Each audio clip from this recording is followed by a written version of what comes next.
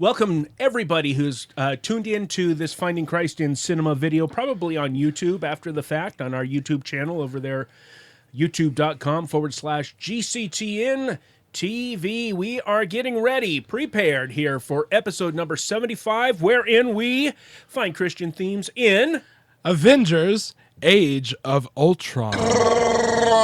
Yeah, looking forward to this one. 2 Marvel movies in a row. So we're just getting our final ducks in a row here, and then we will begin shortly. No. And you have all your ducks?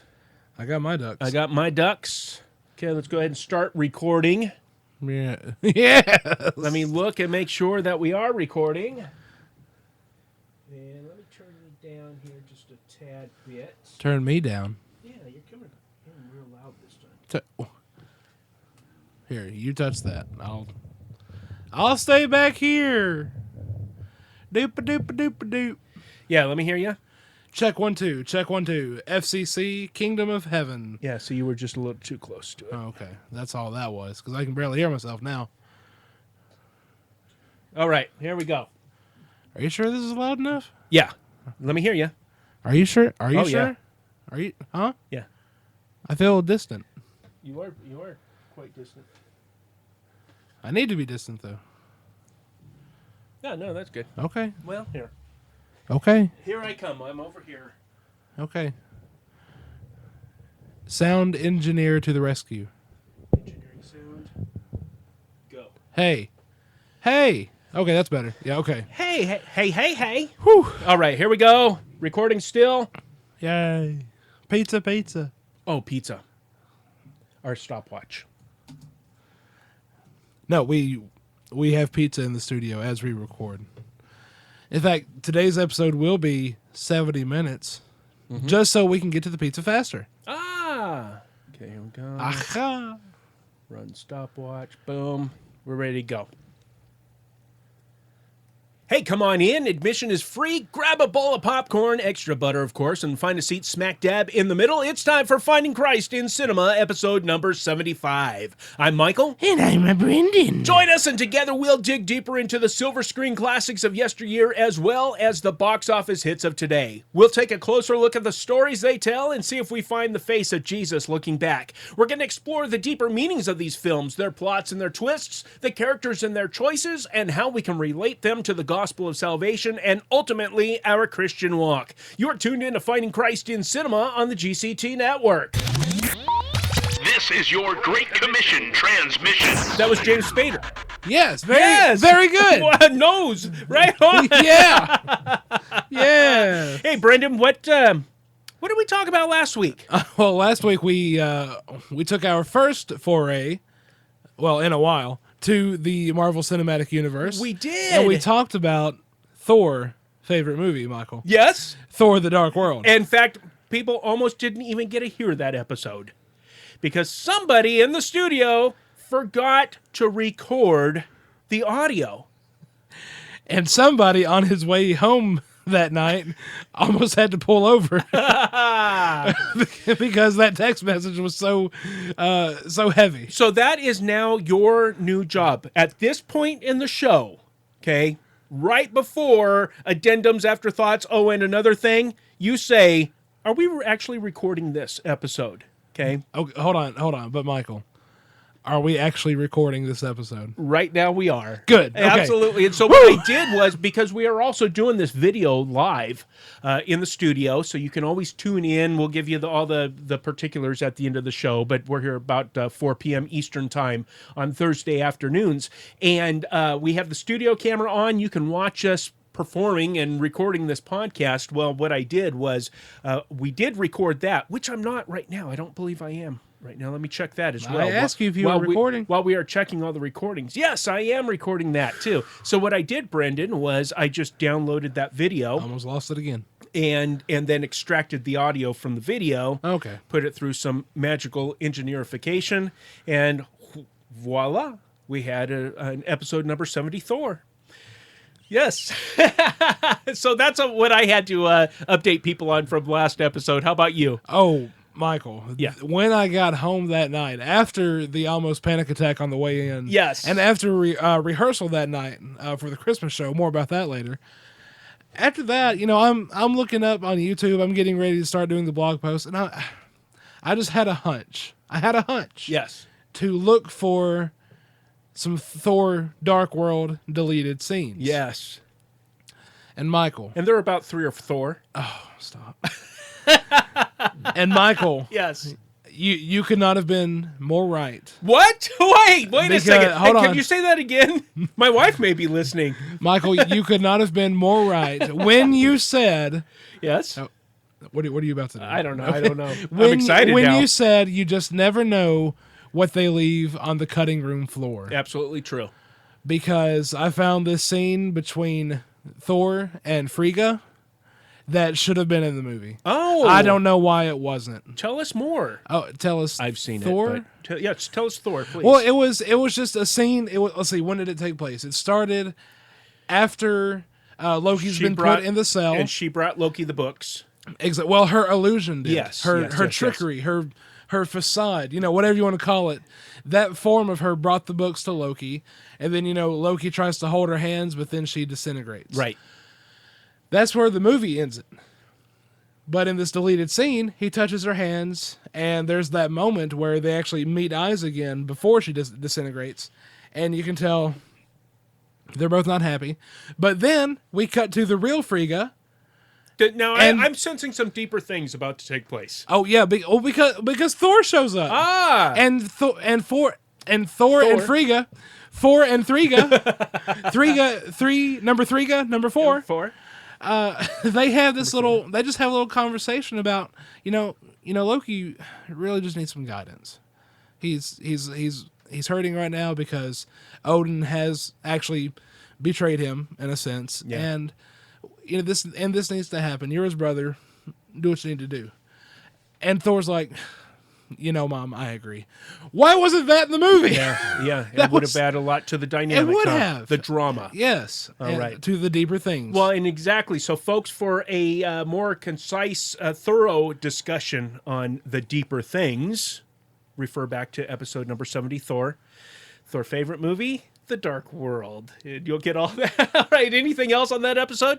No, wait. Hold on while I open up this sound cart here real quick, Brendan. You didn't have anything. Well, I should have told you that the digital copy that I purchased in order to watch the movie, to review for the show last week, had all kinds of specials. Of course. Added features and things. And of one course of them it did. was there were plenty of deleted scenes that all should have been in the film. They were all great.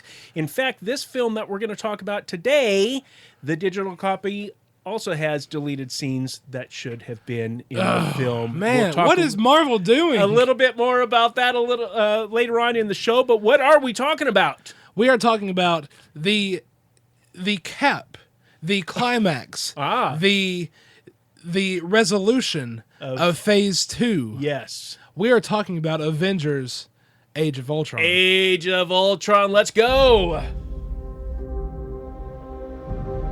I was designed to save the world.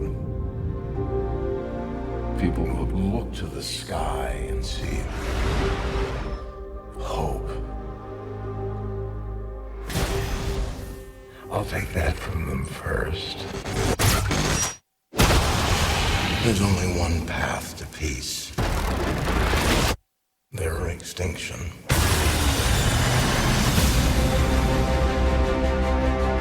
I tried to create a suit of armor around the world, but I created something terrible.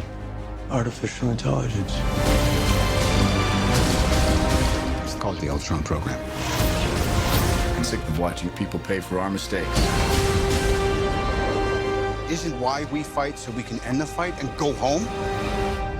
Well, you amazingly failed.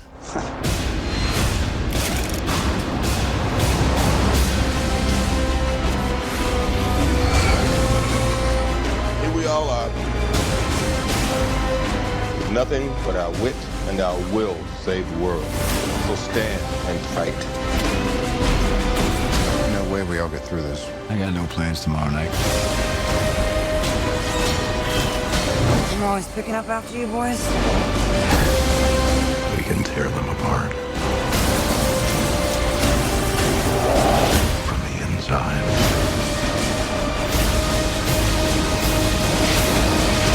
That's the best you can do! Get ass.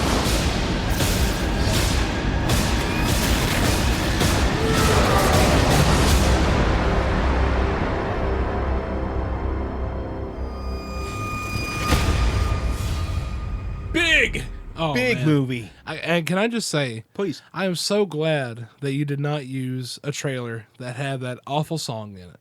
What awful song. I got no strength to hold me down. Hey, it's a Disney product, property. Whatever. It was Marvel before it was Disney. Well, all right. Let's be honest. Okay, Let's be honest. Let's just be honest about it. Open But and let's honest. be honest about this movie though. Please. Was it not good? I loved it. Oh, it was so good. I loved it. I loved watching it in the theater, and I can remember coming out and reading people saying, "Oh, what a disappointment! It wasn't anything, near as good as the first one." And Michael, I was one of those people. Oh, were you? Yes. I don't remember your Monday movie review. Well, I remember feeling shortchanged. Okay. But I think, and what I've started to notice is that I myself and a lot of people, we all like to get excited about something because we've been longing for it for so long, and we started to have these expectations about it That nothing and can then- live up to. And exactly. Right. So when we finally get to that experience to watching the movie, we're let down. Right.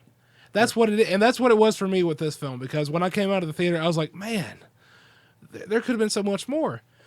But now watching it again, it's pretty good. Yeah, it's really good. I have to say that it's more memorable now. Perhaps it's because I've just been watching it for this episode, but to me, it's more memorable on a personal level, on the deeper things. We learn more about the characters. We get into their heads more. We get into their hearts more. I was just gonna reiterate the fact that we do get into their heads more. Well, Because literally, yes. because but of keep a going. particular character. Yeah. And that is very revealing. It's a bigger movie. It's almost like there is. Even though I'll tell you what I'm glad that wasn't in this film. Okay. The alien invasion, epic scale of the first Avengers movie. Okay. Okay, because that reminded me that was venturing into Transformers territory. The Transformer movies where they're just over the top action. Okay. Now, don't get me wrong, I enjoyed the first Avengers film and I loved that alien invasion. Right. I just didn't want it to repeat that same formula in this one. And this was more, even though there were a ton of Ultron, little robots and stuff and Ultron Juniors. yes, but the thing is that Ultron was everywhere. Yeah. Everywhere. You destroy one, robot that he is speaking through at that moment, and immediately there's another one. It's like that scene. Oh, go ahead. Well, where he has Black Widow captured, and he's talking to her, and then all of a sudden his head explodes, but his voice keeps coming because immediately he was in another robot, destroyed the one that was just speaking, to show that I'm everywhere. Yeah. And that is a little more creepy to me.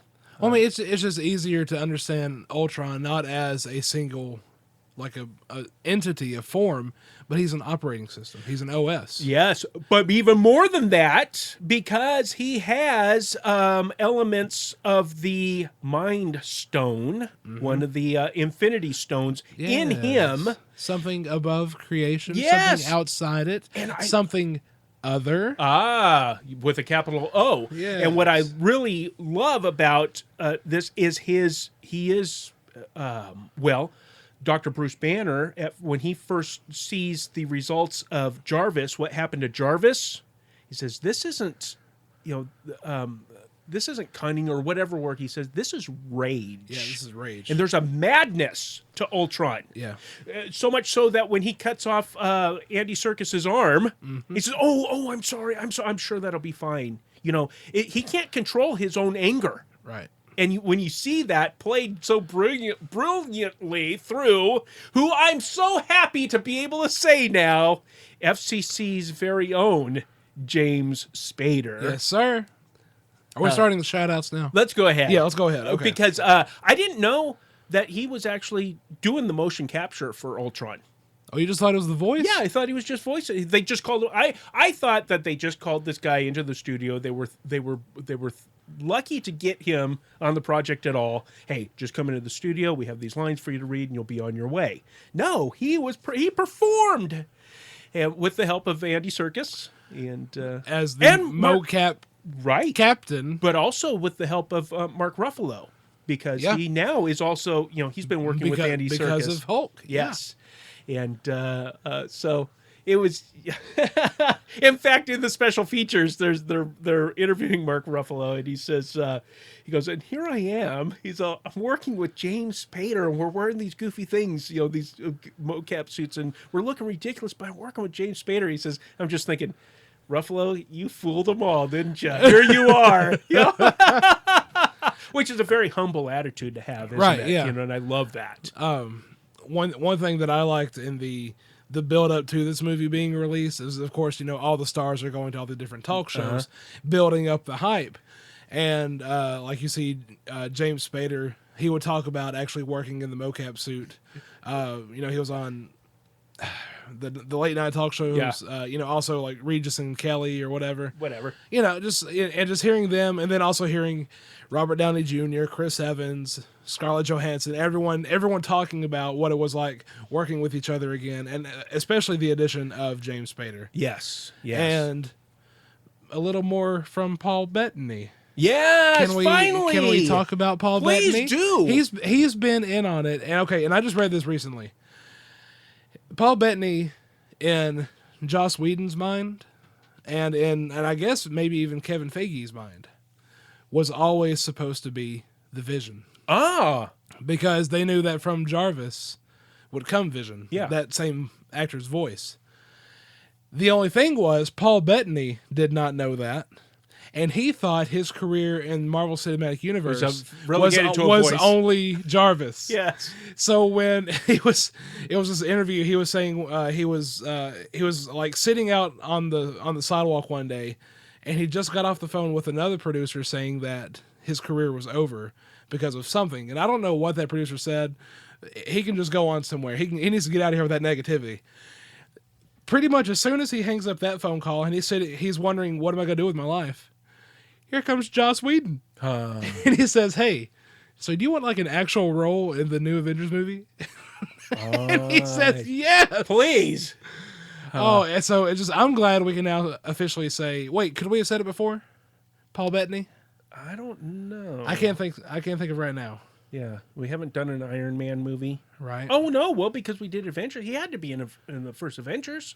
But did we talk about it that much? No. Even in that film, he wasn't that much of a presence. Right. As Jarvis. But now we can officially say, if we couldn't before, we can now officially say FCC's very own Paul Bettany. Yes. I'm so happy. I know, and I love what they did with his character as Vision, because they, obviously it's him, right? And they did makeup on him and prosthetics and everything. He couldn't hear for the longest time. He could not hear anybody, so they actually did poke some holes in the things that are covered in his ear. Yeah. But they took him, then they laid CGI over him. On top of him. And then they put him back over on top of the CGI. So it really, next time when you're looking at Vision, just notice there's something, because they were talking about the uncanny valley, and which goes into our discussion a little bit.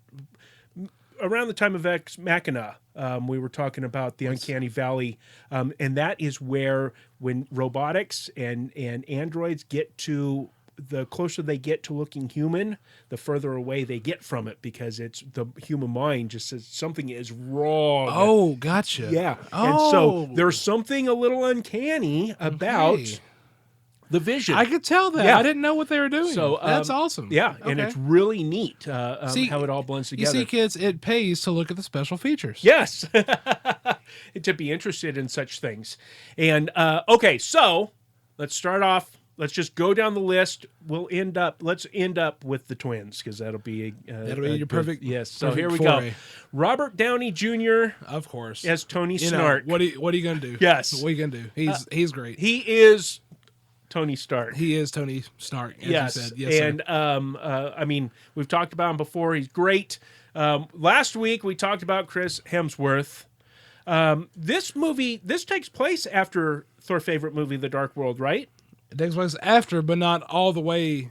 Like, it's not immediately after. Right. Okay. So Thor has already relinquished, the throne or refused the throne, and he is working to maintain order in the Nine Realms. Right. And so he's even more mature. That's what I'm noticing about Thor, and that's what I really focus on the character of Thor. So I think at this time too, and I only say this because Dark World is still fresh, but I think he's focusing only on Midgard, on our realm. Hey, you know what I was going to say last week? Can I do a little aside here real quick? Sure. Midgard is the same word that Tolkien derived Middle Earth. Middle Earth. Yes. And Middle Earth and Midgard both mean they only refer to the realm of men. It's where men dwell is Middle Earth. And that comes from Norse. Midgard is Norse and Norse word, Old Norse or Old English, I think. But like old Anglo-Saxon. Yes. And so that's pretty neat. So I like that tie-in because I go, hey, now we have Thor. Hey, and that actually ties into a voicemail that we got later on a little bit. Oh, it does. Okay, so... well, then wait, what is Asgard? Does Tolkien talk about Asgard? Not that I'm aware of. Okay. Yeah, no. Or have any reference? No. Yeah, Okay, all right. Off the top of my head, no. Okay, Mark Ruffalo, which I've always said Ruffalo, because I thought, that... I've heard what I believe to be authoritative sources use both. Okay, well, I heard him say Ruffalo. He says Ruffalo? Yeah. Okay, then In we'll fact, say Ruffalo. in that anecdote that I mentioned earlier, he says verbatim, Ruffalo, you've really fooled him this time, haven't you? I think he did that for a reason. So we would know. And then, but I didn't realize, we talked about this last episode, I didn't realize that the Edward Norton Hulk film from 2008, I didn't realize that was part of Phase 1. And so it's kind of strange to change an actor so dramatically, but now Mark Ruffalo is Bruce Banner. Yeah. And the in the special features talking about the motion capture has advanced even from the last Avengers movie. And so now it is so amazing, and it's all being done in real time, and you can really see Mark's face in the Hulk better now, I think, and the way that he's acting, the emotion that he's portraying, even when he's in Hulk mode, good stuff. When it's a code green. Yes. Hey, big guy. Oh, Sun's Scarlett getting pretty low. Johansson. What about her? Oh, I'm so glad, and I really like that they're pursuing this romantic thing between the Hulk and Black Widow. Yep. Their scene up in the bedroom at Hawkeye's place. Yep. There is an extended version of that scene. Yeah. Oh, I gotta look at it. But it is very endearing. I loved the scene at the bar at the party. Yes. Where it's all real like film noir looking. Yeah. It's like total like Casablanca. Right. I thought she played that perfectly. Everything about their chemistry. Their chemistry is great, and it started back at the beginning of Avengers. Yeah. When she goes when she goes into that tent, Fury sends her to get him, and her conveying the fear that she doesn't just march up to the Hulk. Right. No, I mean she's does. Even when she's reaching out to him, she's waiting for he could snap. Yep. Great stuff. Yes. Yeah. So that's a real throwback to King Kong, Faye Dunaway, and I mean even the newer version with Jack Black in it. Who was the girl? That was I can't remember her name. She's a famous actress. Yeah. So anyway, we won't do that movie because we have Kong Skull Island coming out pretty soon with Loki. With Tom Tiddlywinks. Yes, with Hank Williams Senior. Yes. Okay. Okay. he wasn't even in the movie for that long. But Samuel L. Jackson, Yeah. of course, typical, Goldmine Nick Fury. Yep. Let's move on. Well, and also Samuel L. Jackson, he's another one of those actors. He's on screen. Okay, I feel confident. I'm comfortable. I know that this can be handled. He's got he's got wide shoulders. You know what I mean? He can carry. He can Right. carry stuff. Don Cheadle.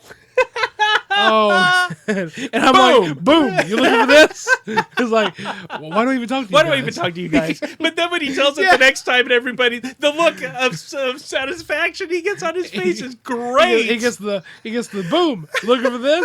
Everyone busts out laughing, Yeah, and then the camera, and then the camera pans in closer just to single him out. Yes. and he's got that self-affirming nod. Yes, he played that It's so beautifully. good.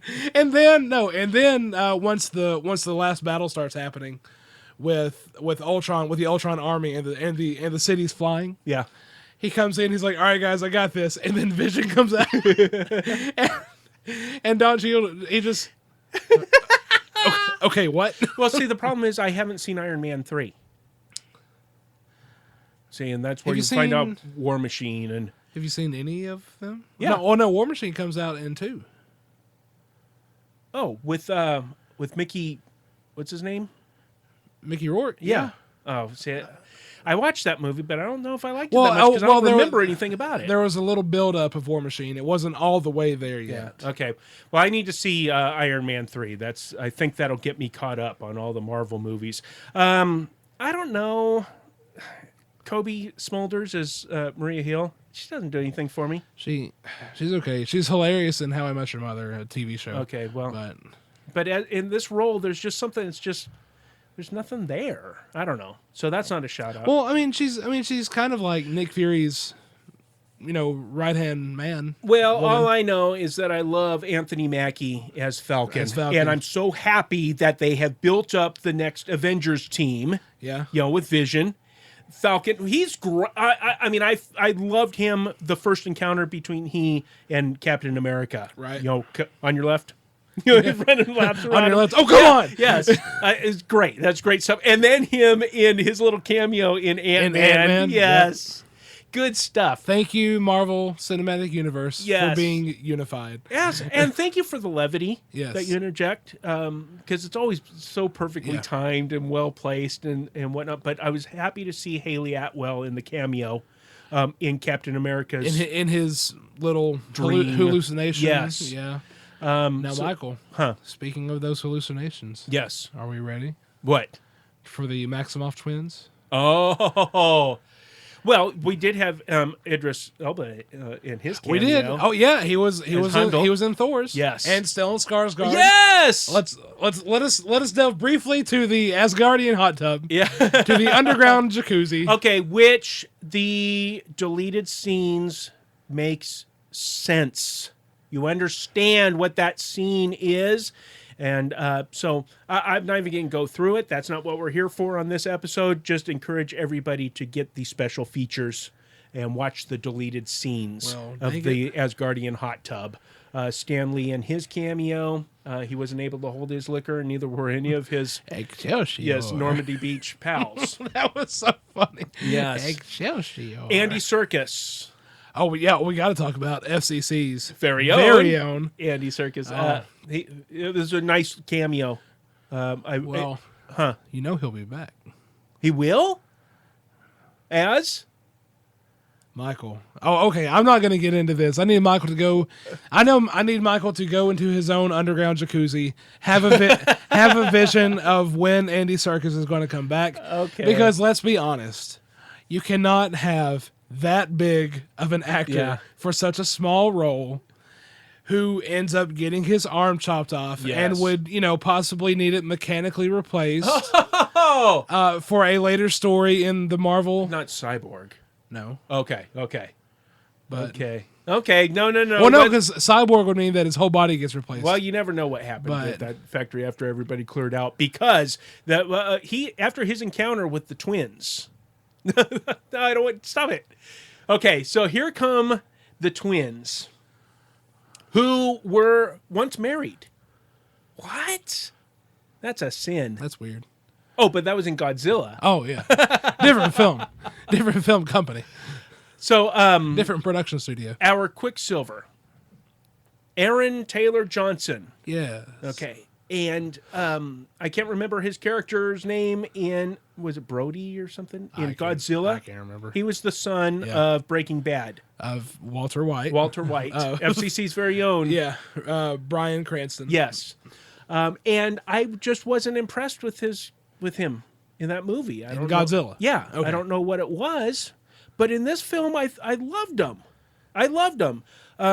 Do you want to talk? There's some kind of controversy, we can because Quicksilver controversy. there's not. Oh, it's not a controversy because there's really no contest. Oh. Because you can't compare two things that are apples and oranges. Okay, fill everybody in. But last night, I asked the question on Twitter. You can follow me on Twitter at Levi the Believer, or you can just follow FCC at Christ and Cinema. Put out a little poll there, asking which Quicksilver is better, Evan Peters from X-Men: Days of Future Past, or Aaron Taylor Johnson from this film, Avengers: Age of Ultron.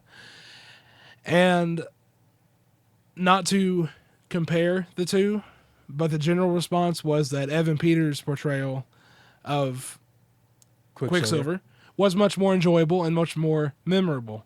And I would say, yes, I do agree. However, I say they're completely different because in X-Men, Days of Future Past, Quicksilver was that levity.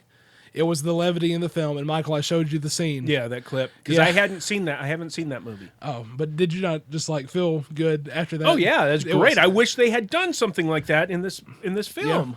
Well, there wasn't much room for levity in this film, though. Yeah. There was. Well, especially the story of the twins and what is driving them. Yeah. Yeah, because in this film, Quicksilver and Wanda, Yes.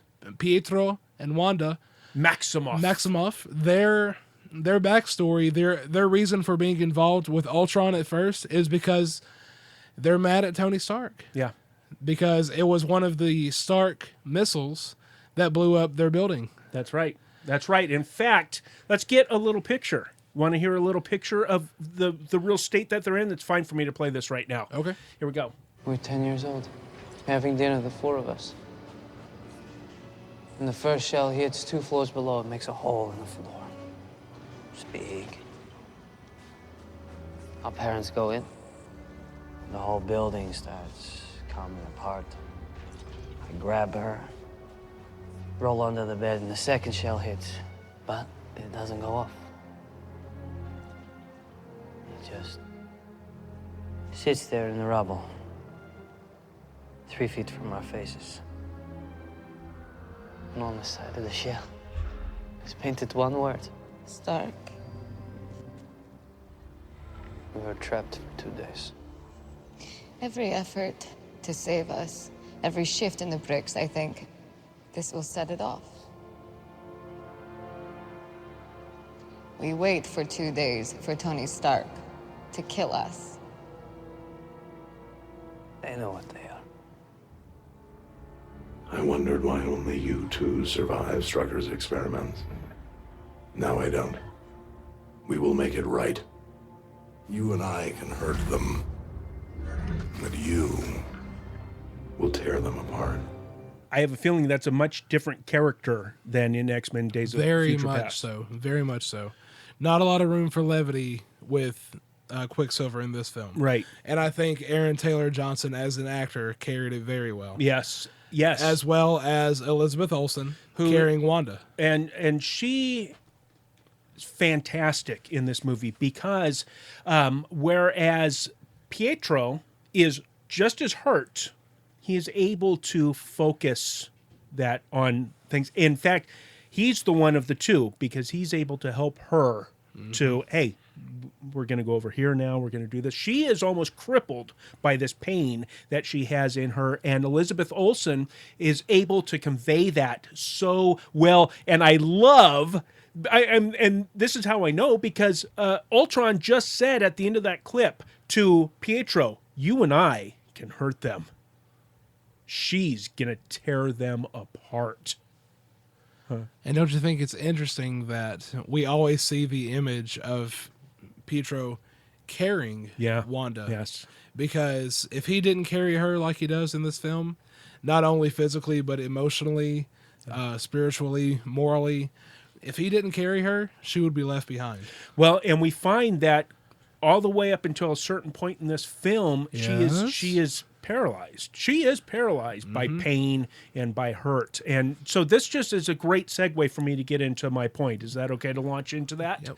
Oh, most certainly. And my segment is called Redeeming the Scarlet Witch, or Under the Wing of Hawkeye. So we know her story. We know that she spent days, in abject fear of Tony Stark, because his missile is stuck in the ground, right next to her and her brother, 3 feet away, afraid of any movement shifting rubble from this building that partially collapsed from Tony Stark. Any movement will cause that one to explode, and then they're dead too. That is fear, and that describes the state of humanity in many cases. The fear of the fear of death, the fear of destruction. Well, she focuses, her and her brother, on Stark. It's his. This is his. He did it, and by extension now the Avengers, because they work with them.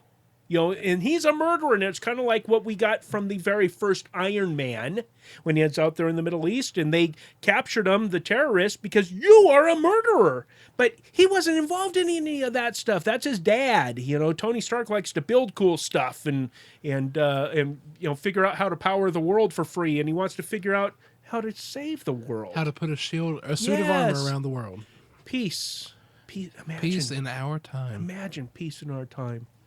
Wow. But this is also another story I'm going to tell you right off the bat, friends, because this goes in with our series that we've been working on, Kindness Leading to Repentance. Oh, yeah? Yeah. 60% of the time, it works every time. What's that, a little hat tip, too? Don't say it. Anyway. Oh, I know. And so the twins go and they work for Ultron. And here he is in this, in the church, in the center of this town that he's going to end up turning into a meteor. That's basically what this is, because he talks about extinction constantly through this movie. And then we finally find out, he was serious. He wants to cause an extinction event. And it's this big city that he's raising up into the sky. But before that even happens, he has the twins working, and they are working for him because they are under the belief that his goal is to destroy the extinction of the Avengers. No, that's not true. It's global extinction. Well, we have a mess here. We got let's listen to what this clip is. I don't even remember what this clip is, but hopefully it's going to help me along here. I totally support your avenging. I couldn't be prouder. But I see those guys, those gods. You don't think they need me? I think they do, which is a lot scarier. They're a mess. I guess they're my mess. The most important character of the film, Clint Barton, Hawkeye. Arguably the most important character of the film. Ultron already said, you and I, we're going to hurt him. She's going to tear him apart. And she's already begun, because she's gotten into their heads, into the heads of the Avengers, right? All you listeners, you've seen this. In fact, I should have done... If you haven't watched this movie yet, it will be spoiled by the time that we get done, if not already. So she started tearing them apart. The Avengers are at their safe house, which is at Hawkeye's home, his hidden home with his hidden family that Nick Fury helped set up, get off the grid. It's not even known. So it's truly a safe place to go. But his wife is saying, I'm pregnant. We're going to be outnumbered soon. Are you sure that this is going to be okay? Well, you don't think that I stack up to these guys? No, I think that they need you because they're a mess. And I just love what Clint's response is. Yeah, but they're my mess. takes ownership, and that's brotherly love, right? Because remember, we already set up in when we talked about Avengers, the first film. What was that? Episode 30 or something? I think episode 50. 50. Yeah, maybe 50. And that was with special guest stars. The Theonuts! I made, we were talking about the Avengers as the church, right? Over and over again. So you'll want to go back and listen to that episode as well. So they're in this mess. Everything's bad. But Clint's here. Barton. Agent Barton. And he does a great job throughout this film. And let's do a little sidebar here and talk about the character development of Hawkeye since the last Avengers film. We didn't know anything about him in the first film, Barely. Yeah. We barely saw him on screen. He was kind of like just a third wheel. Yeah. You know? And now we're getting more about who he is and what makes him tick. And you know what? He just wants to go and do his job and come home and finish the sunroom or whatever for his wife. Knock out that east wall. Yes, Yep. make some room, makes a nice home for his wife and kids. That's all he wants to do. And that's what his job is. That's why he is an Avenger, because he wants a safe spot. He wants his family to be safe. So anyway, that's where we're at. But this Ultron, with his madness, he reveals a little more about himself than he intends to. And as he has captured that nice Korean doctor lady who's a super genius. Dr. Cho. Yes, and she is creating a body for Ultron. He doesn't want to be in these mechanical structures anymore. He wants These strings. Yes, he wants to be in that body, and this body is going to be amazing because he has the Mind Stone. And with that, he can accomplish everything that he has his little fat mechanical heart set on, right? And which we see later in the film. But here's where this is where it all falls apart for him. This is the point where it all falls apart as he's sitting there next to what do they call it? Not the casket. The cradle. The cradle that's Not holding death. Life. Yes. The cradle that's holding the Vision. Because Ultron calls him my Vision, right? It's his vision of the future. It's holding the Vision, and Ultron's sitting in the chair next to him with a data dump plugged into the back of his head, and it's just taking his brain and putting it into the Vision. Yep. So he's not even conscious really of what's going on in the Vision's body. Right. And well, for the first time, the Scarlet Witch now gets a fix. Wanda is able to look inside the mind of Ultron. I can read him. He's dreaming. I wouldn't call it dreams. It's Ultron's base consciousness. Informational noise. Soon. How soon? I'm not being pushy. We're imprinting a physical brain. There are no shortcuts, even if your magic gem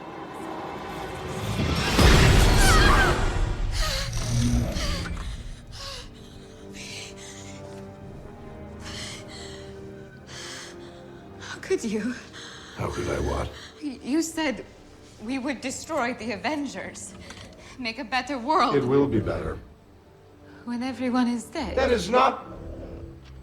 The human race will have every opportunity to improve. And if they don't? Ask Noah. You're madmen. There were more than a dozen extinction-level events before even the dinosaurs got theirs. When the Earth starts to settle, God throws a stone at it. And believe me, he's winding up. She understands now, and she understands that she has made a big mistake, and so does Pietro. Let's not, neglect that. This is not what we signed up for. To us, good was dealing with Tony Stark, who has murdered so many people, and the Avengers who are working for him. That's how they see things. That's how the world is divided up between them. Tony Stark is bad and evil, and he kills people. Lots of them, including our parents and nearly us. But now we see that you are wanting to destroy everybody. Can see into your mind, this is not what we signed up for. We're repenting of that. We're still zealots, still very zealous of our of our cause, right? But now we see that you need to be stopped. And so once the Scarlet Witch discovers Ultron's true plans, the twins turn to fight against him. The very next scene is this runaway train where we have this chase going on to get the cradle, to get the body of Vision, the Vision body. And so you got Jim Barton in a plane, and you got Black Widow is trying to get all well-mannered frivolity is taking place, and it ends up we have Ultron and Captain America fighting on a runaway train, and they're just going at it. Yeah. And props to Captain America because he can really put up a fight. That guy. Well, he was worthy enough to move the hammer. Yeah, by half an inch. I love the look on Thor's face. Yes. But anyway, anybody that could be on a speeding motorcycle and at the same time flip over the handlebars and throw the motorcycle and blow up a tank or a Jeep or whatever it was, he can fight a robot. So anyway, they're fighting, but out of nowhere, here comes the twins. Yep. So Captain America, Steve Rogers says to Pietro Quicksilver, hey, can you clear the civilians out of the way of this runaway train? And yes, I can. I can run faster than this runaway train. No problem. And he's pushing people out of the way and stuff. And he turns to the Scarlet Witch and he doesn't punch her. He doesn't throw his shield at her. He doesn't kick her. He doesn't even scream at her. He says, can you stop this train? I love that. I find that to be very poignant. No cross words at all. Hey, you can do something that's going to help people. Can you stop this train? Mm-hmm. And she's, yes, I can. And the twins work together to save everybody on that train, as well as the people that were in the path of the train, right? So without hesitation, he asks the Scarlet Witch if she can stop the train with her powers. And he needs her abilities to save countless lives. And he doesn't let the past get in the way at this moment, right? He is indeed, think about this, he's showing kindness. She's tried to kill him. She's gotten to his head. Mm-hmm. She's put, bad things in his head, tried to tear the Avengers apart. He's the boss of the Avengers. He's the leader. But he shows her kindness. He is indeed showing kindness, the same kind that we talked about in Return of the Jedi, we talked about in Back to the Future. And this kind of kindness leads to repentance. Now, remember, she's fighting against Ultron right now, but that doesn't mean that she's pro-Avengers. Okay? That just means the enemy of my enemy is my friend. I was about to say. Yes. Yeah. And so, after all this, the train is stopped, and the Scarlet Witch is concerned about only one thing, and that's the cradle. And what does Steve say? Oh, no problem. Tony's got it. That is the problem. That is the problem. Mm-hmm. And it harkens back. So what you have to do, listeners, is when you're watching this again, is pay attention to the first time that she gets in Stark's head. And after that vision, the look on her face. Because she was, I think she was truly startled and on a level started to understand Tony Stark a little bit better. And say, wait a second, I think that might have been a first turning point. Because the look on her face, to me, conveyed that she was almost sad for what he saw, because he takes everything on his own shoulders. The fate of the world is on his shoulders. The fate of the Avengers, his friends, is on his shoulders, and so much so that we find out it's revealed in this movie, to Nick Fury. Nick Fury says, and the problem is that you didn't die with them. And that weight was weighing heavy on Tony, and she knows that. Mm-hmm. And so now, when Steve Rogers says, "Hey, no problem, Tony's got it. It's fine." No, that's not fine. You don't understand. He will do anything to save the world. That tells a lot about Tony Stark. Yeah, I love that. I love that interplay in that. So you keep that in mind too. Well, even right after that moment, she says, "Ultron doesn't care." Ultron can't tell the difference between saving the world and destroying it. Where do you think he got that? Yes. So, yes. Also, got to interject real quick. Please. Again, I think this initial kindness that Pietro and Wanda see from the Avengers. Now, granted, it's not from all of them, but it's from Captain America. He's their representative to these two new characters. And his only concern is saving people's lives. He says, you go save these lives out there. Wanda, you save the lives in here. Yes. And from that point, they can see that at least one Avenger does value human life. Yes. And that's and we didn't think that was the case. Right. Kindness leading to repentance. And Steve Rogers' kindness to civilians, people they don't even know. And that bonded them. Great observation. Excellent observation. And then, of course, so add that to what I was saying. We can see that all along, Wanda has been motivated by doing, quote, good. She has just been blinded by pain and grief and misinformation. The twins were zealous for the wrong thing, and they are like Saul turned Paul. Aren't they? Yes, sir. I could see a great parallel there. That's something that you can point out to your friends when you're watching. Boy, they're just like Saul. They thought they were doing everything for the right reasons, but they were persecuting the wrong people. Okay, and so then right after that, to piggyback even more, now they get back to the Stark Tower, or Avengers Tower, as it's now called, and they have the body of the Vision, and here comes this big old fight. Nobody wants to trust. Why are they even here? Right? And that also is like Paul. Because when Paul was first converted and then goes back, hey, everybody, blah, blah, blah, people are going, get away from me. You're a murderer. Right? He had to go. That's why he had to, go. You go and preach to the Gentiles because they don't know you. Right. And so that also reminds me of Luke chapter 9, verses 49 through 50. The Nilt version. Yes, sir. New Living Translation. John said to Jesus, Master, we saw someone using your name to cast out demons, but we told him to stop because he isn't in our group. But Jesus said, don't stop him. Anyone who is not against you is for you. Right? We saw what these people are doing. These two, they destroyed our minds, man. Did you see what they did to the Hulk? She did to the Hulk. He leveled a city. Yep. No. They're with us now. They're with us, and they're in the process of repenting. They are still, even at this moment, we're fighting Ultron. That's what we're doing. We're not with these guys. We're fighting Ultron. And we see the good that they do. Okay, so let's get this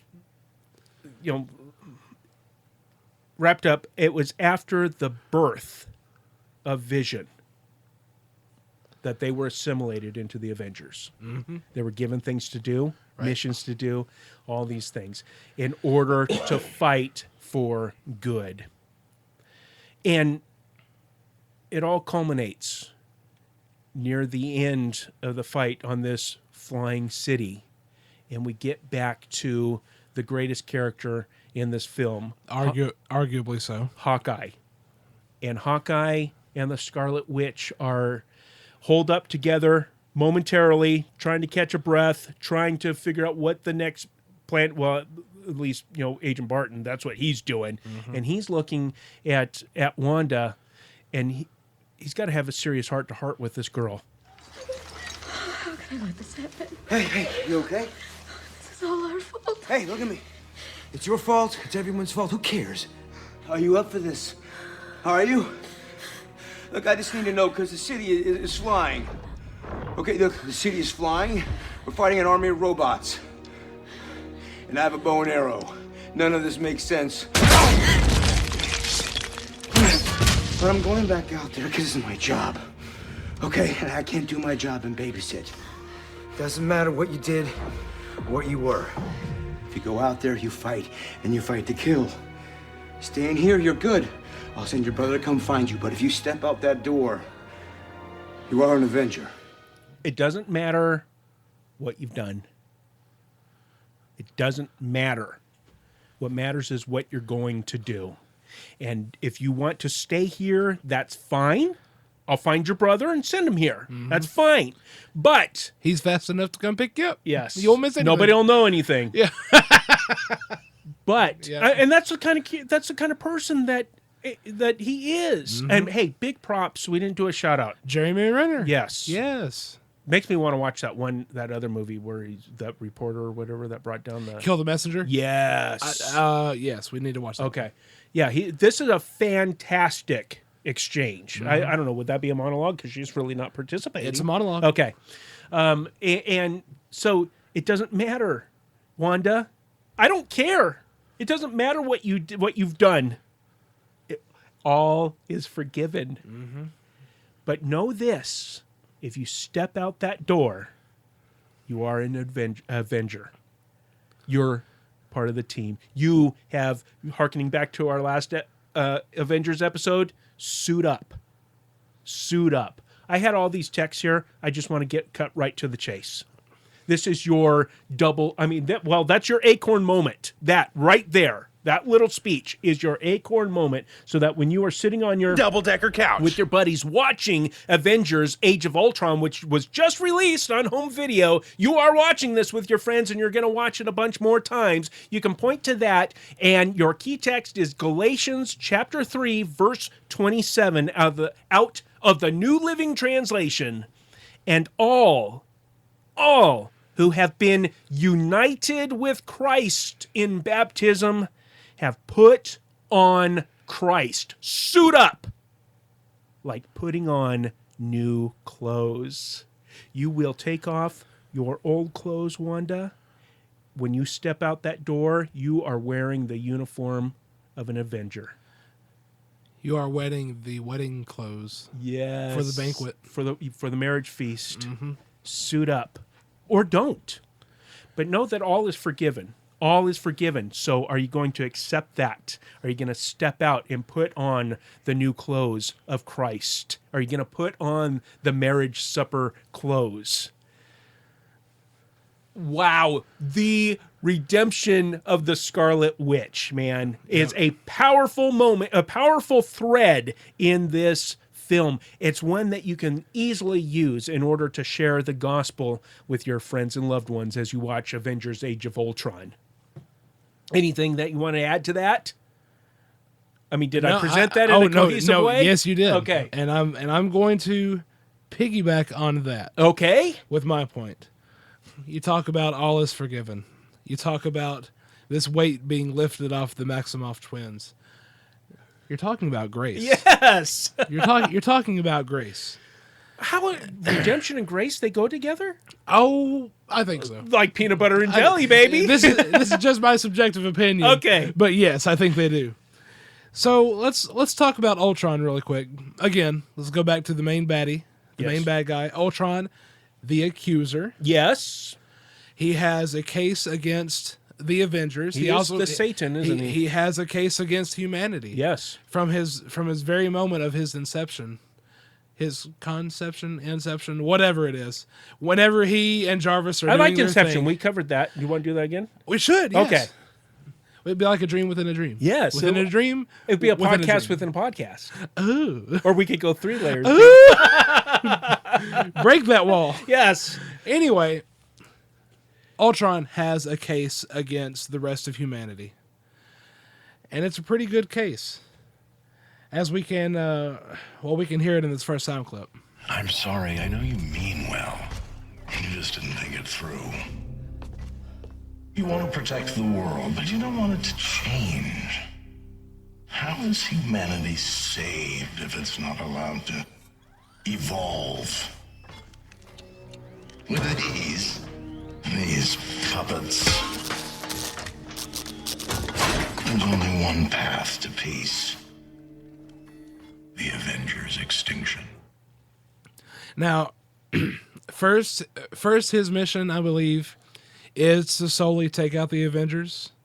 But as he becomes more and more of what he is, yeah, then as he comes into his own. Yes, then his vision Oh! yeah, indeed, yeah.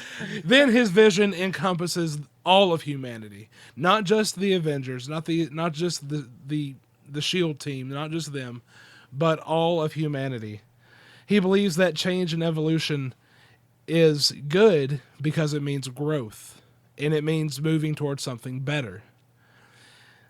He further believes that the Avengers are stunting that growth by trying to keep the peace, by trying to accomplish that peace in our time. That quote peace. That quote, yeah, quote quiet. peace. Yeah. You think Peace and quiet yeah. are not the same right. thing. Ooh. He thinks they're stunting that growth by Tony Stark putting that shield of armor around the world. He thus concludes that the only way to obtain true peace is to destroy the Avengers and then ultimately the rest of humanity and let the world evolve. Like I said in one of the sound clips, there were many extinction-causing events even before the dinosaurs. And he says every time the earth starts to settle down, God winds up, or God throws a stone. He throws a mind stone. Oh. Is that more on that later? And I can tell you right now, he's winding up. Okay, break from the point real quick. Did you notice how much religious language was in this film? Mm-hmm. It was very cool in portraying both Ultron as a character and also the Vision. Yes. Let's listen to the second sound clip and see if you can, hear what the Vision says he is. You think I'm a child of Ultron? You're not? I'm not Ultron. I'm not Jarvis. I am. I looked in your head and saw annihilation. Look again. Her seal of approval means jack to me. Their powers, the horrors in our heads, Ultron himself, they all came from the Mind Stone. And they're nothing compared to what it can unleash. But with it on our side. Is it? Are you? On our side? I don't think it's that simple. Well, better get real simple real soon. I am on the side of life. Ultron isn't. And that's the initial difference that we're left with. And already right there, we know that we can trust Vision. And we can trust this newly created half flesh, half robotic, biometric, whatever you want to call it. We know that we can trust him. Not only that, but we also get that quick visual trust when he picks up Thor's hammer.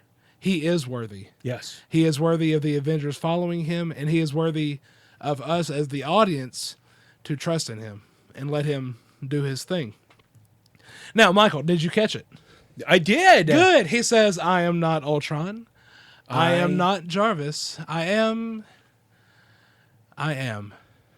And Michael, that to me is the best allusion to the God of Abraham, Isaac, and Jacob, and good old JC himself, Jesus Quincy Christ, that is in the Marvel Cinematic Universe, which is why I'm vying that Vision's the best character of the film. Arguably. Yes. But let us divest of that. Okay. Let us digest. Now, Wanda says, I looked in your head and I saw annihilation.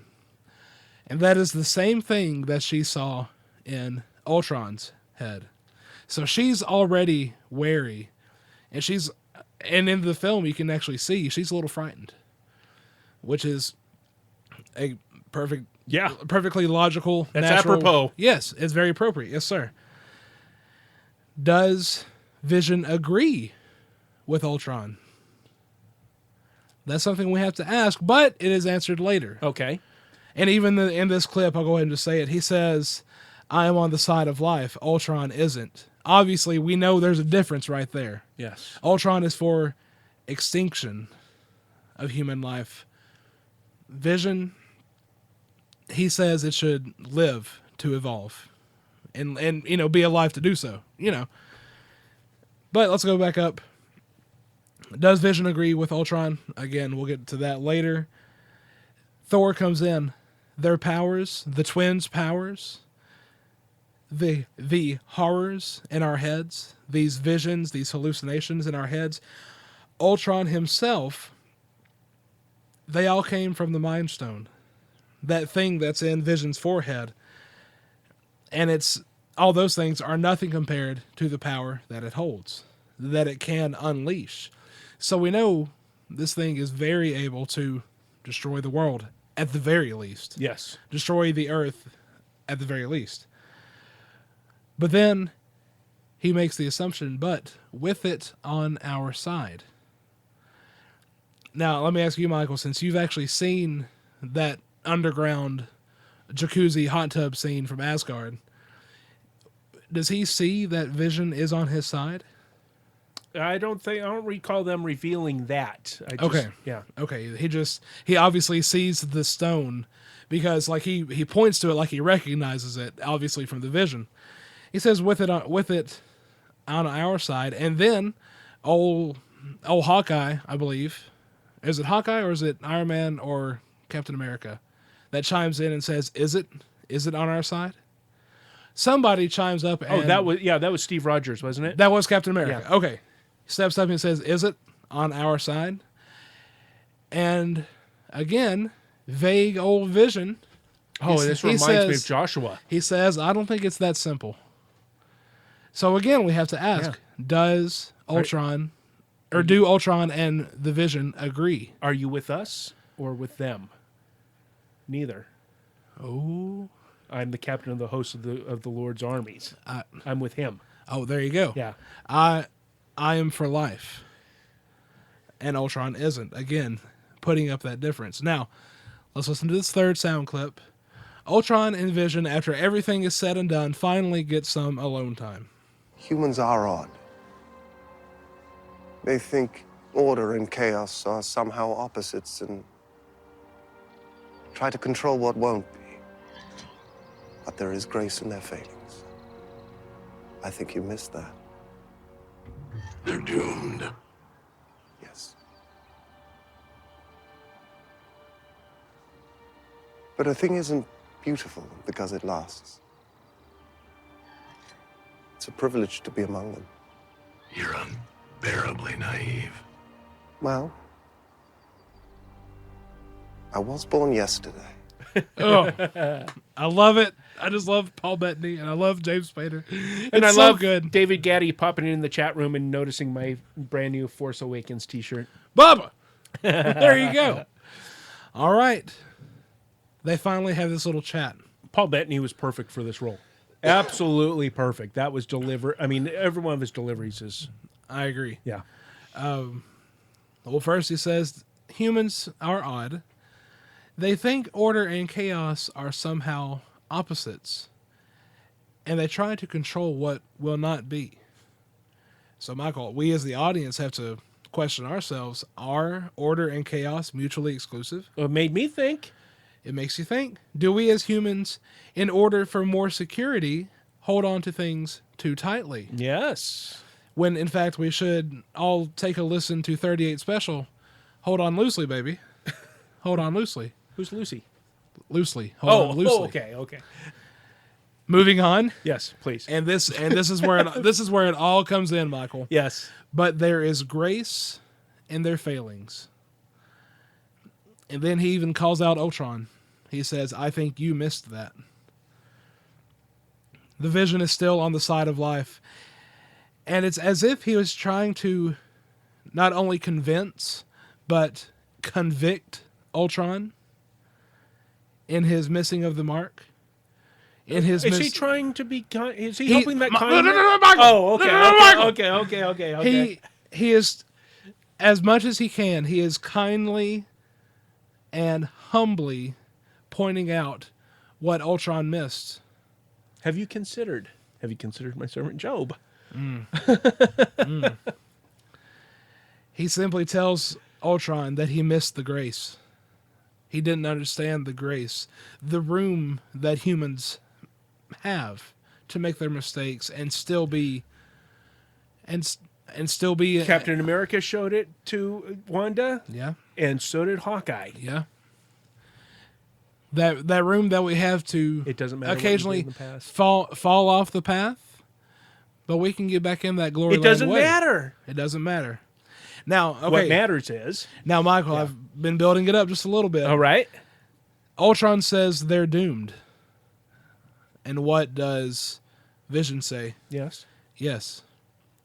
So technically, yes, the Vision agrees with Ultron in some regard.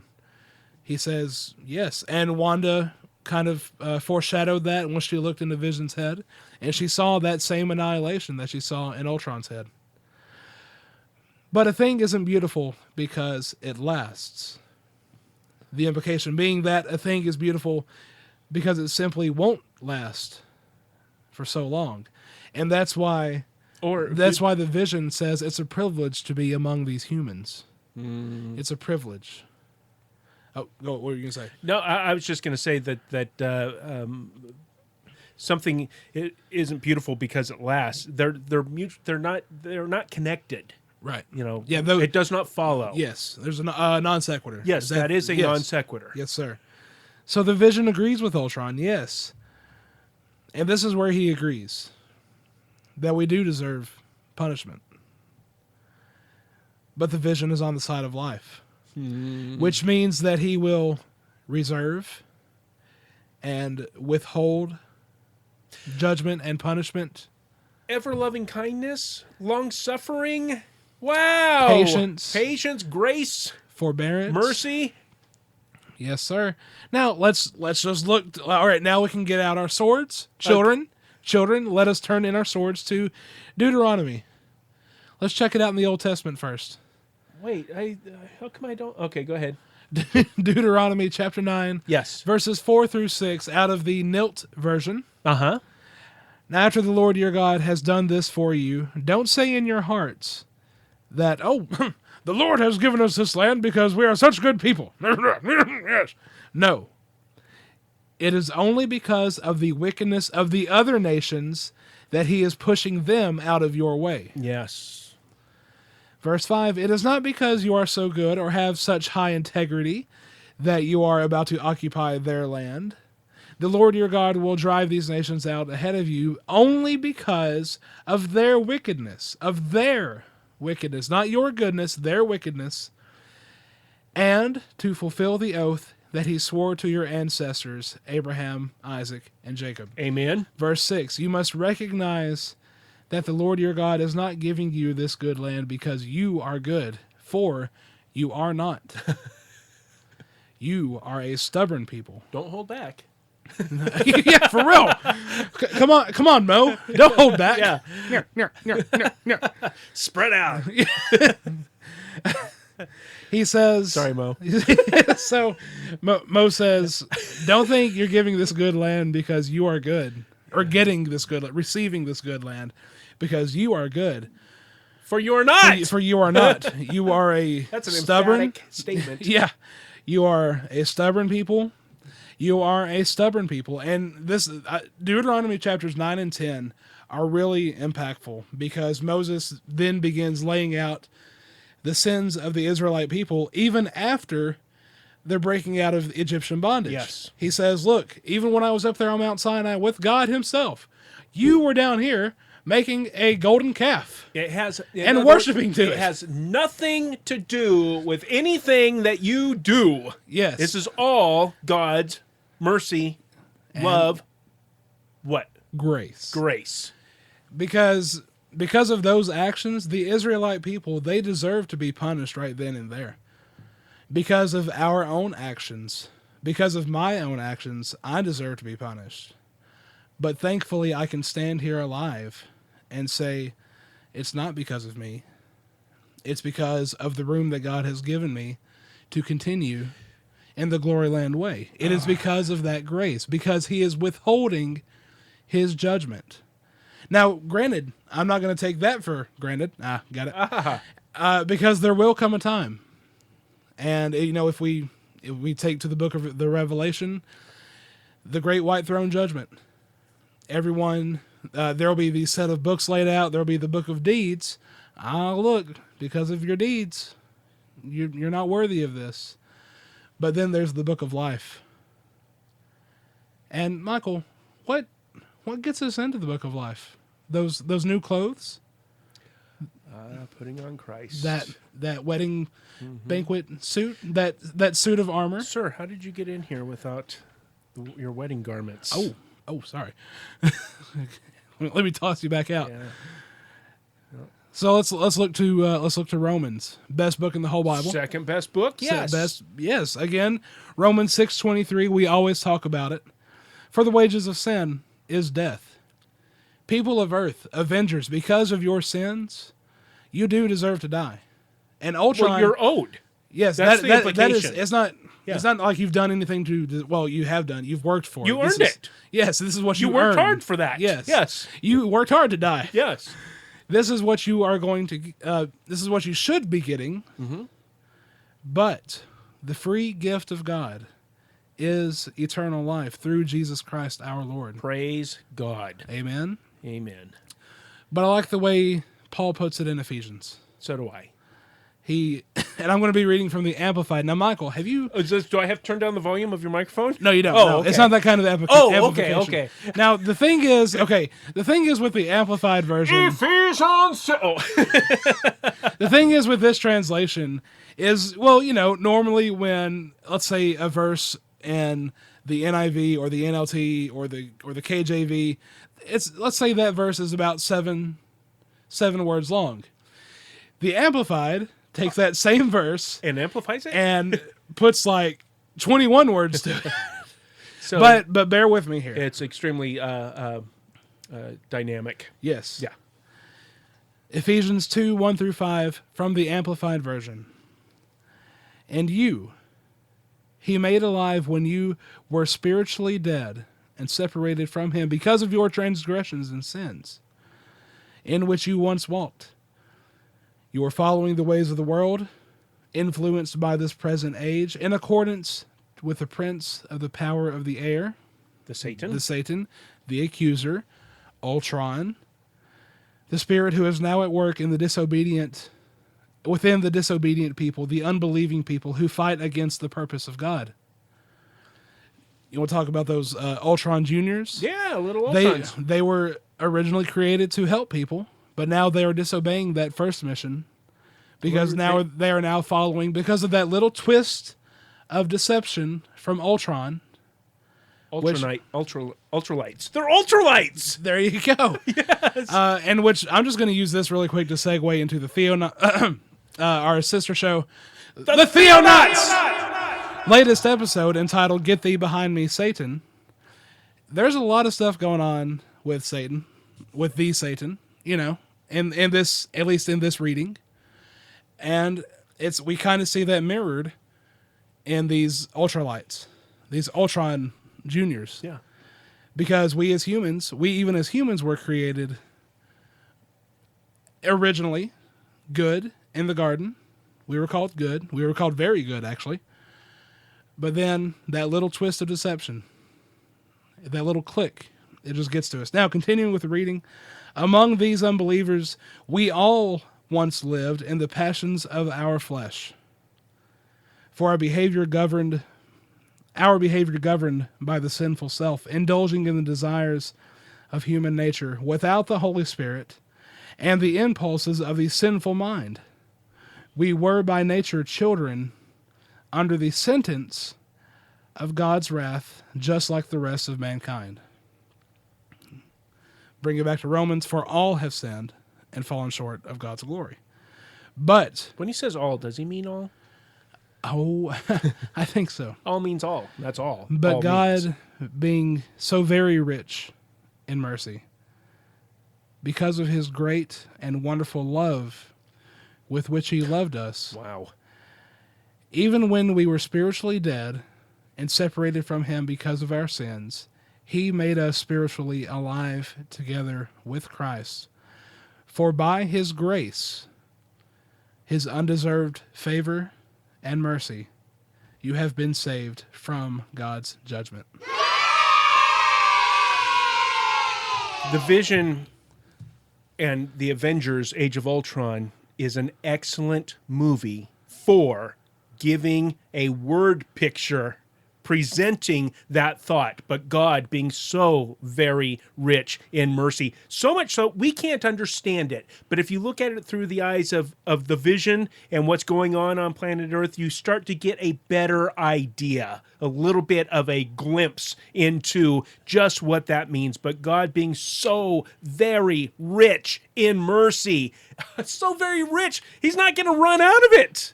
He can't run out of it because of his great and wonderful love with which he loved us. Wow. Even when we were spiritually dead and separated from him because of our sins, he loved us. He made us spiritually alive together with Christ, for by his grace, his undeserved favor and mercy, you have been saved from God's judgment. Put on the clothes. Just put on the clothes. That's all you have to do. You just have to make a decision to walk through that door and be an Avenger, in the case of Wanda, the Scarlet Witch. I just had an idea, an epiphany. I just had an apostrophe. Yes. So, going back to Romans, let's go to chapter 12 this time. You know, verse 1, talking about being living sacrifices, and then verse 2, don't be conformed to the world, but be transformed by the renewing of your mind. Stone. Oh, yes. Yes. The mind stone. Vision. That's an acorn. Michael, you could use that. And then you'll just solidify the point that Vision is the best character in this film. Next to Hawkeye, who's just full of grace. It doesn't matter what you've done. This is, oh my goodness, Brendan, this is in the running right now for me of the top 5. It's at least in the top 5, Brendan. Really? Oh, come on. Really? The grace and the redemption that's contained in this film, you have a hard heart. You need to, I think Moses was talking to you. Hey, Mo. What else? What else could be added to that?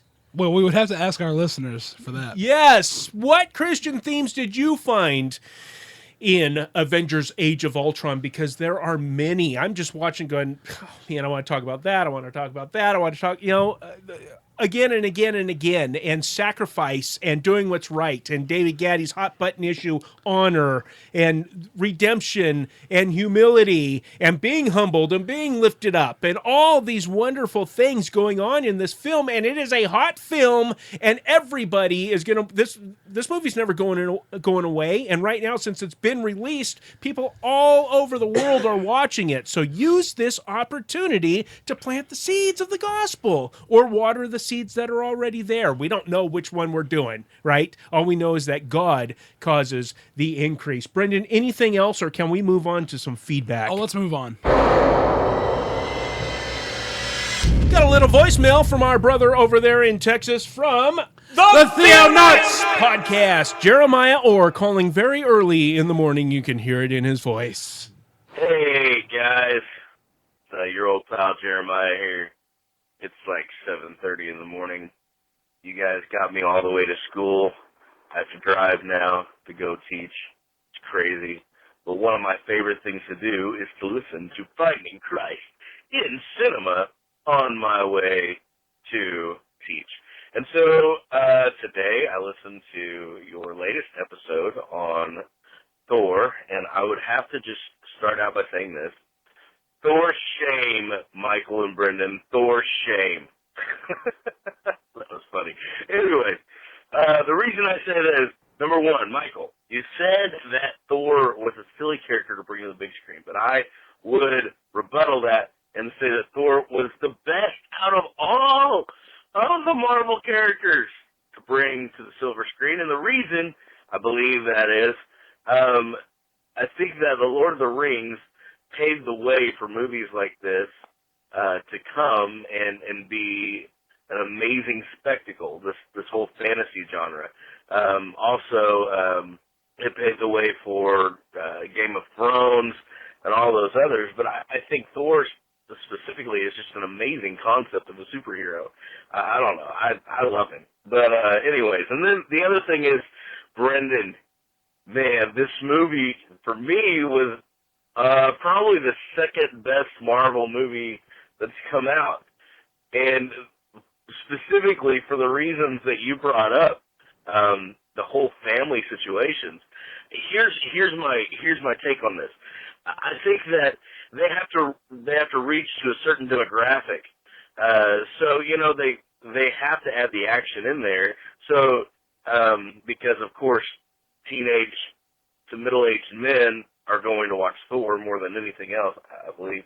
And so they have to add that element of action, but in that element of action is the suspense of the brotherly affection, the familiar problem. So, anyways, I have people looking at me thinking I'm crazy talking to myself in my car.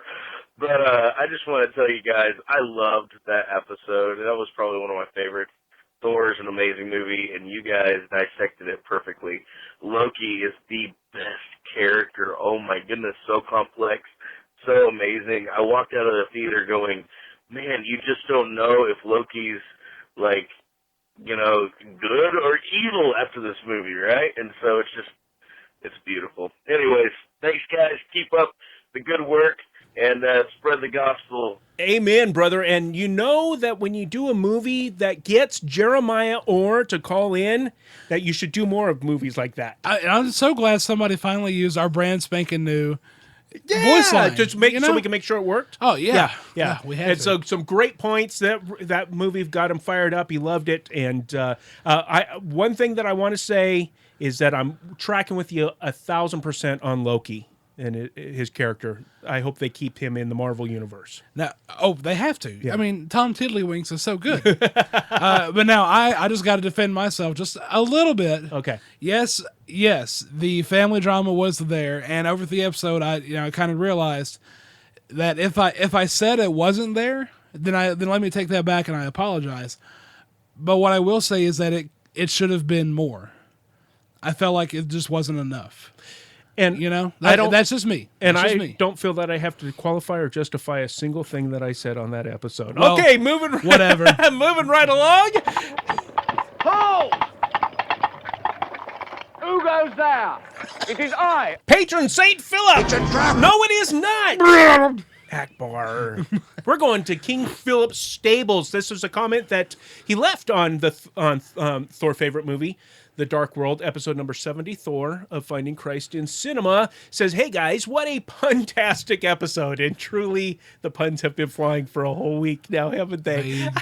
That was an interjection on our part, listeners. Going back to Philip's comment, sounds like you are hankering. Oh, speaking of puns. See, there's the puns. Seems like you are hankering for some Tom Hanks. May I suggest saving Mr. Banks? Yes, you may. If that's not on the list, that needs to be on the list because I want to do that movie, and I'm not watching that movie until we plan on doing it for a show. Okay. And because I'm all about Mary Poppins is one of my all-time favorite movies, and Disney, and now I'm a Tom Hankian, right? There you go. Okay, and now I am hankering for some Tom Hanks. Mm-hmm. Okay, and he continues. He says, "I liked it. I liked it quite a bit, and though inaccurate with some historical facts, it's still a great film." I believe the Doctor Who episode Michael was searching his memory for is The Girl Who Waited. Although saying it involved two different timelines doesn't exactly narrow it down much for Doctor Who, does it? It was nominated for a Hugo Award, but lost to Neil Gaiman's episode from that same season. As far as my favorite of Two Good Dumbledores, Michael Gambon, appearing in the Christmas special for season 5, that happens to be my favorite episode and the one that made me a full-blown fan of Doctor Who. Brendan, start Doctor Who with Matt Smith. Just start there. So what's that? Season 5. Okay, just start there and catch up. Okay, back to Philip. Patron Saint Philip. On to Thor, The Dark World. When I heard that title in my head, it's begging to be sung in 80s hair band style with an air guitar accompaniment. The first Thor film is possibly my favorite Marvel offering. And if you like the score from The Dark World, you need to get Patrick Doyle's score from the first movie. It's outstanding.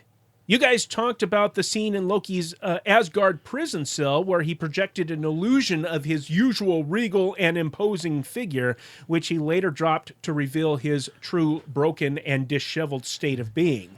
This reminds me of 1 Samuel 16, verse 7, where God points out that he looks at a person's heart and sees things that man does not see when looking only at the outward appearance.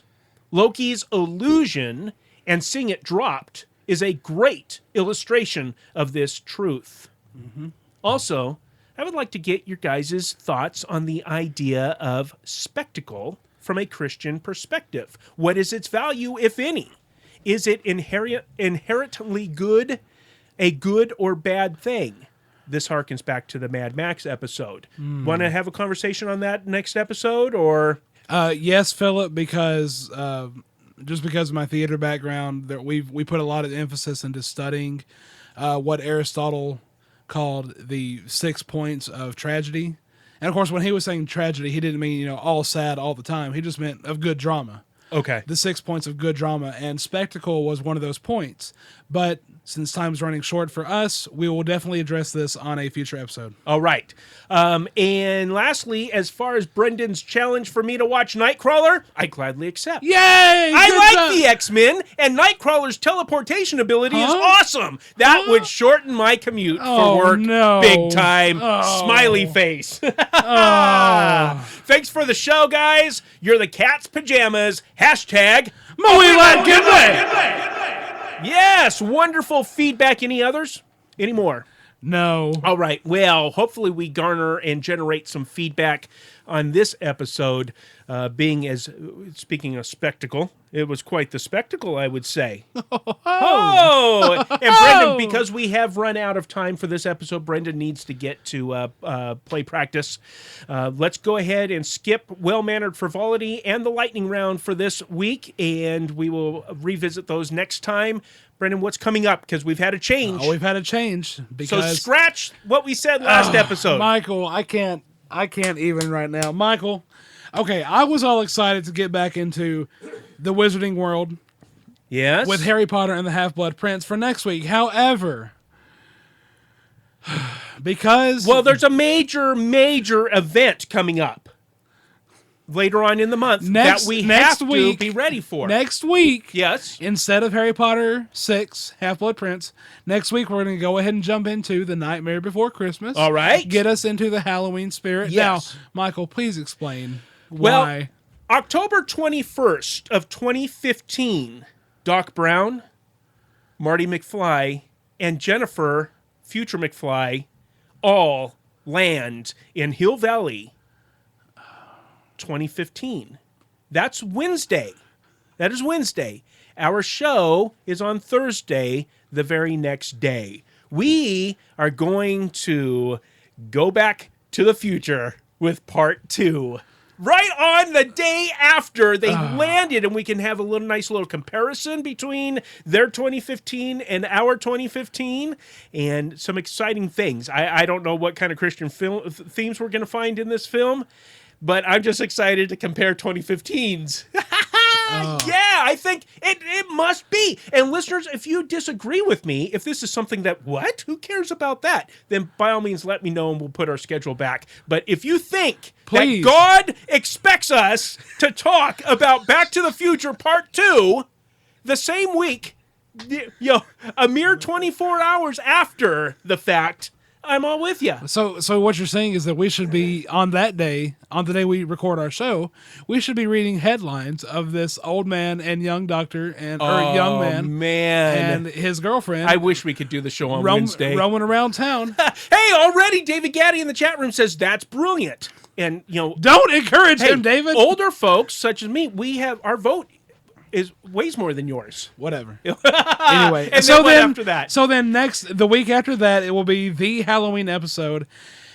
And after some very sly persuasion from Mr. David Gaddy In the chat room. in the chat room right now, we will be doing The Shining. Oh, We're not thinking about it anymore. It is definite. a good Kubrick film. How about it? Lord willing, and the creeks don't rise. Yes. This is all subject to his approval and everything. Which I got a feeling he does not approve of Back to the Future Part 2. I know he does. I know it because I watched it on a whim the other day and saw it right there. I said, "Whoa!" It was the burning bush of cinema. Hey, it doesn't matter what happens, friends. It doesn't matter if we change our schedule. All that matters is that Finding Christ in Cinema is live in the GCT Network studio each Thursday, Lord willing, at around 4 p.m. Eastern Time. Join us for live video and especially chat using the chat room and video player at gctnetwork.com/live. Finding Christ in Cinema is part of the Great Commission Transmission Network, a listener-supported ministry using new media and social networking to equip and encourage you to go into all the world and to proclaim the good news to everyone. To find out more and to partner with us, visit us at gctnetwork.com/donate. Now, to witness the firepower of this fully armed and operational ministry, including all 75 episodes of Finding Christ in Cinema, Brendan's Monday movie review, and links to our social media profiles, visit our website at christincinema.com. If you don't care about any of that stuff, but you want to communicate with us, you can just send us an email the old-fashioned way by post. FCC@gctnetwork.com. By post. You can call us up on the brand spanking new hotline that we have. I don't understand. That Jeremiah of the Theonauts podcast just used this past week. You can call us at 507-407-GCTN, or we do have a backup number in case of That's emergency. just as fascinating as the first 89 times you told me that. Yeah. Okay. If you want to listen to the podcast, you can go to iTunes, you can go to Stitcher, you can go to TuneIn Radio. Just search them all. Not for the air getting to it. Not for any, okay, whatever. Search them all for Finding Christ in Cinema. I just knocked him off. You are a sad, strange little man. He just deflated me.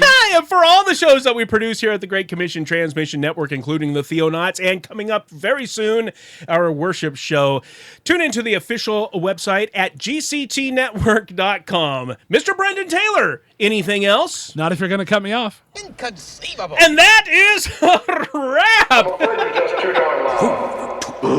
I don't understand. Potato. Oh, no, it's potatoes.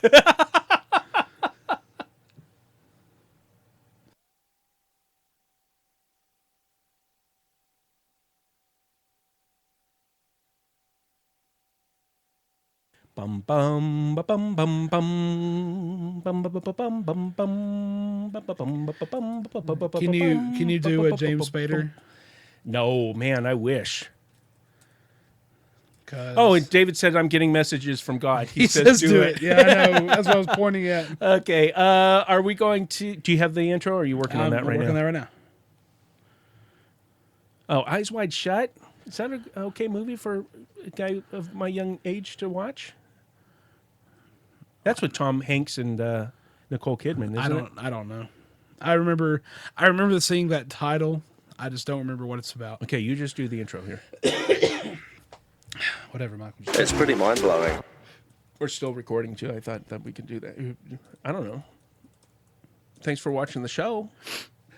You should get the full high-fidelity audio podcast over at christincinema.com. I don't think that I did that on my normal disclaimer at the beginning of this video. You don't want to hear this. You want high-fidelity sound. High fidelity sound. This is your Great Commission transmission. At gctnetwork.com. Just having a little fun, folks. Waiting for Brendan to write the intro so I can record that. And then we'll send him off to play practice. To play practice. To practice plays.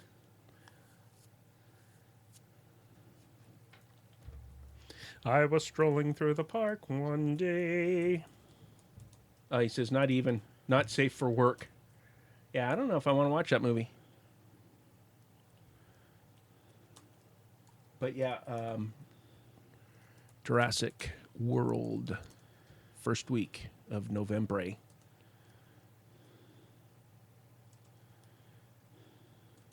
Bum, bum, bum, bum, bum. Are there any kind of... have you ever watched... anybody ever seen the Russell Crowe Robin Hood movie? Because I haven't. No, I haven't. I have a hankering to do a Robin Hood movie. And I'm not doing Kevin Costner, even though it has FCC's very own Shawshank Redemption. Andy Dufresne? No. Oh. Morgan Freeman? Yes, Morgan. Okay. Morgan Freeman.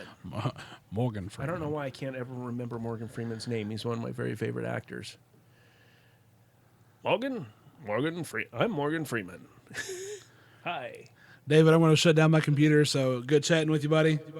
Well, what do you... Just trying to have a little fun. Hello. I'm definitely going to add those two Shakespeare movies to... That's that one. You're switching the things typed up, So, All right. No more dilly-dallying. All right. So on this episode of Finding Christ in Cinema, we want to show you something beautiful as we look for Christian themes in Avengers Age of Ultron. What convinces Wanda and Pietro to leave Ultron's destructive path? Is it the grace that the Vision brings with him from out of the cradle of civilization? No. Out of the cradle? All right. The hand that rocks the cradle. The cradle will...